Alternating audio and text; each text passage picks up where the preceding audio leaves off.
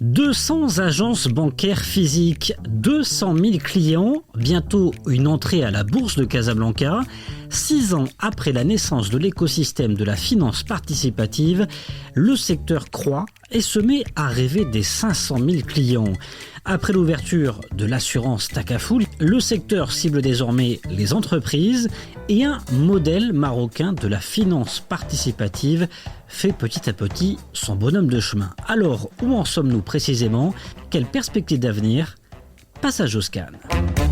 Je suis Landry Benoît, vous écoutez Le Scan, le podcast actu de Tel Quel. Et ce lundi 6 mars 2023, je vous propose de parler finances participatives à quelques jours d'un symposium sur le sujet. Le symposium de la finance participative qui se tiendra du 16 au 18 mars à Casablanca sur la thématique de la finance participative comme outil d'inclusion et levier de développement. Et il sera question notamment du modèle marocain de la finance participative. C'est Abderrahmane Lalou, président de l'Académie de la finance participative, qui organisera ce symposium, qui interviendra sur ce sujet. Bonjour. Bonjour. Abderrahmane Lalou, est-ce qu'on peut franchement dire aujourd'hui qu'on tient un modèle marocain de la finance participative et pourquoi ? Oui, je pense que sur le plan structure et organisation, le modèle marocain a démarré après que les constituants aient été planifiés, c'est-à-dire la banque participative dans le cadre d'une loi bien décrite avec des possibilités de banque à part entière et l'option de fenêtre, l'assurance Takaful qui est un complément fondamental de l'activité bancaire a été également prévue et aujourd'hui nous avons des assurances Takaful, les soukouks qui sont aussi une composante fondamentale ont commencé par une émission de soukouks souverains et très bientôt les soukouks de financement pour les compagnies d'assurance et pour les banques aussi vont arriver. Donc l'écosystème est relativement complet. On peut même rajouter que la bourse s'apprête aujourd'hui à publier un indice boursier qui est compatible avec les règles de la Sharia, c'est-à-dire que les titres qui sont portés par les compagnies ne présentent aucun grief par rapport aux règles de la Sharia. Et disons peut-être qu'aussi en deuxième étape, la bourse pourrait élaborer un marché secondaire pour la négociation des soukouks. Donc ça, on l'a rarement vu dans d'autres pays.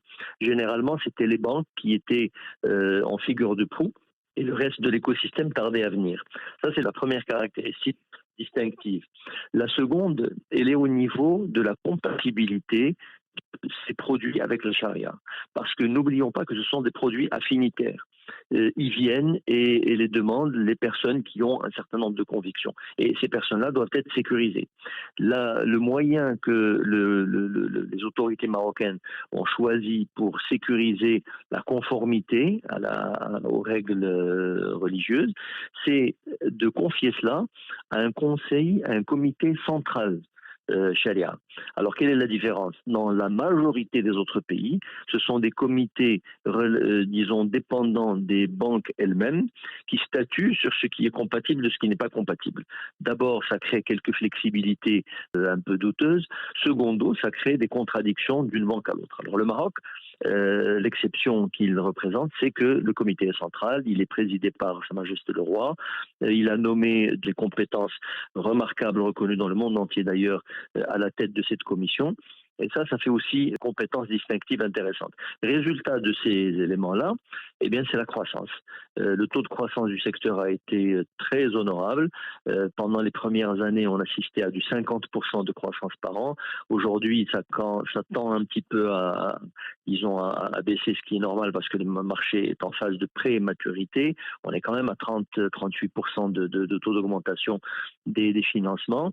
Sur le plan de l'immobilier, du financement de l'immobilier, il y a 6% des actifs immobiliers qui sont achetés à travers le financement participatif. Donc je pense que ce sont des résultats d'une gouvernance remarquable, d'une structuration intéressante et cohérente du système. Voilà. Donc des spécificités de ce modèle marocain et des atouts donc au final de ce modèle marocain? S'il y en avait, ce seraient lesquels selon vous? Alors, les atouts, c'est sa capacité à répondre aux besoins de toute la clientèle. Aujourd'hui, la clientèle des particuliers est servie à travers un monoproduit qui est la murabaha, et qui est en fait une forme d'achat pour le compte du client et revente avec une marge bénéficiaire en différé, en installant donc un échéancier de remboursement. Par contre, pour l'entreprise, qui est aussi un segment de clientèle très important, les produits sont plus diversifiés. On peut lui acheter des équipements industriels, on peut acheter pour l'entreprise, disons, des biens immobiliers industriels et des bâtiments. On peut également lui financer sa matière première, on peut même financer son fonds de roulement. Il y a un format qui est en fait une avance sur marchandise qui permet d'acheter par anticipation une marchandise à produire ou à venir et qui donne du cash à ces entreprises-là. Alors à côté de cela, quand on parle de l'entreprise, il y a aussi la garantie des financements. Il y a la CCG, enfin l'ex-CCG qui s'appelle aujourd'hui Tamwilcom, qui a créé une fenêtre dédiée à l'entreprise qui s'appelle Dahama. Et cette fenêtre permet de garantir les financements qu'une banque participative donne à une entreprise. Je pense que c'est assez rare dans le monde islamique, parce qu'en fait, je pense que l'origine, c'est que le législateur a voulu calquer la structure et le fonctionnement de la finance participative sur un existant qui est celui de la finance conventionnelle et qui a quand même 60 ans d'âge. Donc tout ce qui profite à l'écosystème en matière de finance conventionnelle, eh bien quand on se transpose dans l'écosystème participatif, eh bien les entreprises bénéficient de la même chose. Ça, je pense que c'est intéressant à retenir. Du côté des faiblesses, Abderrahmane Lalou, forcément, on dispose de faiblesses. Quelles sont-elles ? Absolument. Il y a des faiblesses qui ont été constatées. La première est que les dépôts en compte courant n'ont pas suivi le même rythme que les financements, surtout parmi les premières années. Aujourd'hui, ça va déjà mieux. Le taux de croissance des dépôts est très bon, très élevé, surtout depuis qu'on a créé des dépôts d'investissement. Mais au départ, il y a eu un démarrage en 2 temps décalés. Les financements fonctionnaient très bien, allaient très vite, les dépôts beaucoup moins. Et la raison principale que les experts et observateurs ont trouvé à ce phénomène, c'est que la majorité de la clientèle a eu une distorsion cognitive de perception. Elle a perçu ces banques participatives comme étant des sociétés de financement.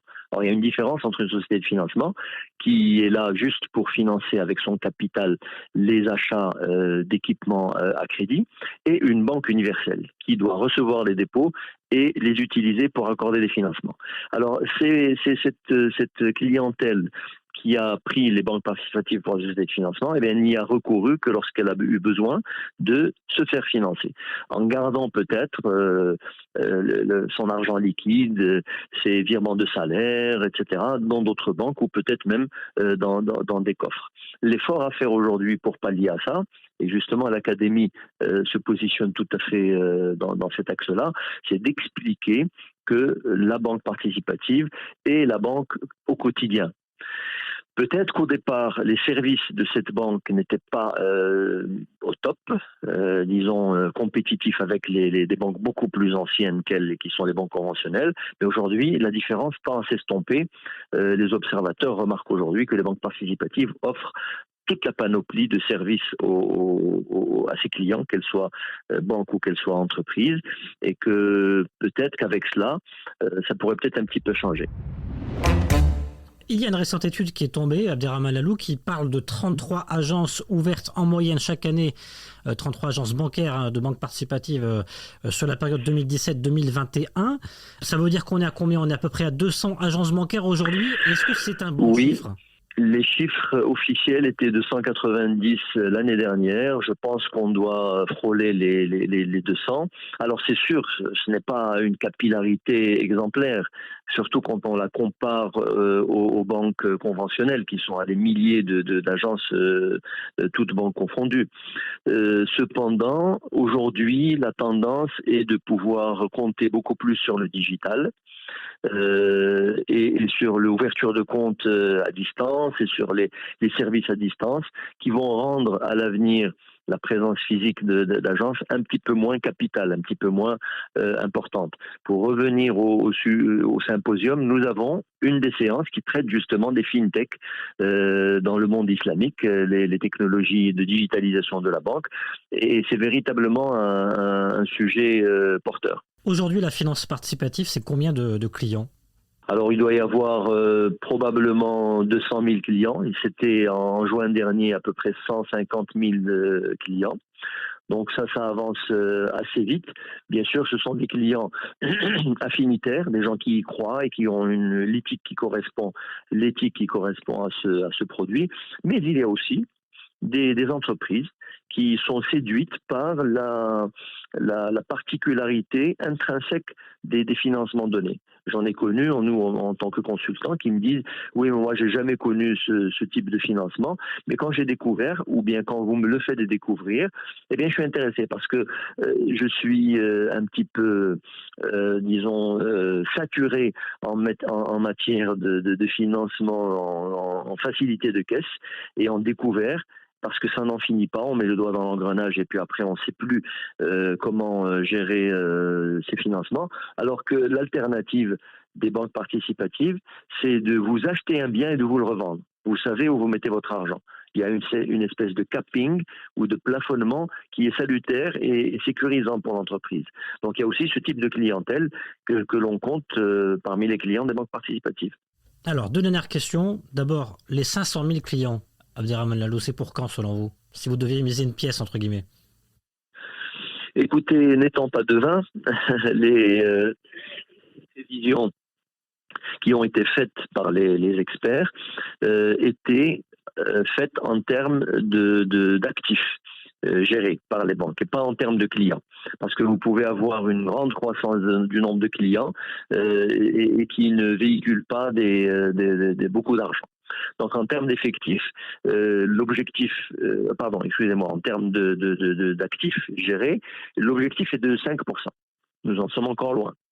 Le secteur bancaire dans sa globalité est l'idée par les banques conventionnelles, c'est eux qui se développent le plus, et plus les banques participatives se développent, plus les banques conventionnelles vont vite. Donc on est encore à 1%.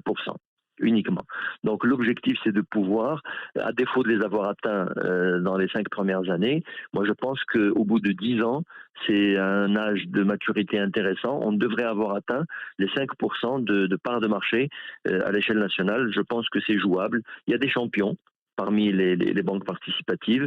Il y a une attente à laquelle ces banques répondent et je pense que ça ira dans le bon sens et l'écosystème aide beaucoup aussi. Le fait qu'il y ait l'assurance Takaful, ça encourage les gens à contracter des financements. Je pense qu'on pourra les atteindre sur les 10 ans à venir. Enfin, sur les 5 années restantes pour boucler la décennie, j'entends. Ce symposium de la finance participative, quel est son but, Abderrahmane Lalo?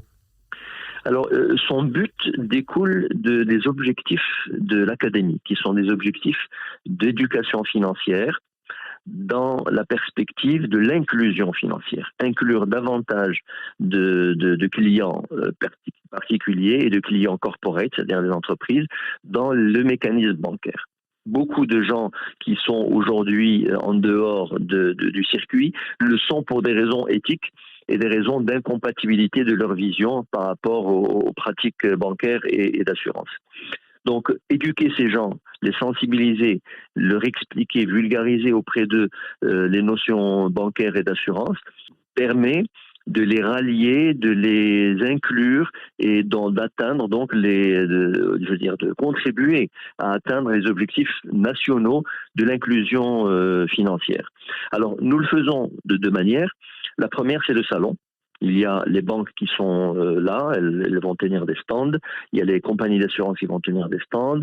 Il y a également les biens à financer qui sont l'immobilier et la voiture. Donc il y a des représentants de ces deux secteurs importants. Donc tout ce beau monde-là va recevoir et accueillir des visiteurs, des milliers de visiteurs. Permettez-moi de vous dire que la première édition qui a été faite en matière de finances participatives en 2017 a accueilli 40 000 visiteurs. Donc nous espérons atteindre également le même chiffre cette fois-ci. Et l'échange donc se fera, disons, devant les stands, de façon tout à fait réelle et peut-être aussi de façon comparative. C'est ça l'intérêt. Venir pour comparer l'offre, plutôt que d'aller vers une agence particulière. Le second volet, ce sont les échanges, les débats, les conférences, le benchmark international. Il y a 6 pays participants au programme de conférence. Et là aussi, les visiteurs peuvent venir écouter, poser leurs questions et s'informer. Donc, en résumé, si on y rajoute aussi la distribution de documents, d'annuaires, de livres, d'ouvrages, de brochures, je pense que ce symposium contribuera de façon efficace à l'éducation financière en matière participative. Merci beaucoup, Abderrahmane Alou. C'est moi qui vous remercie et merci à vos auditeurs. Le Scan, le podcast d'actualité, c'est fini pour aujourd'hui. Réalisation Adam Al-Arshawi. N'hésitez pas à vous abonner sur le site telquel.ma et à nous retrouver chaque jour du lundi au vendredi sur toutes les applications de plateformes de podcast et de streaming.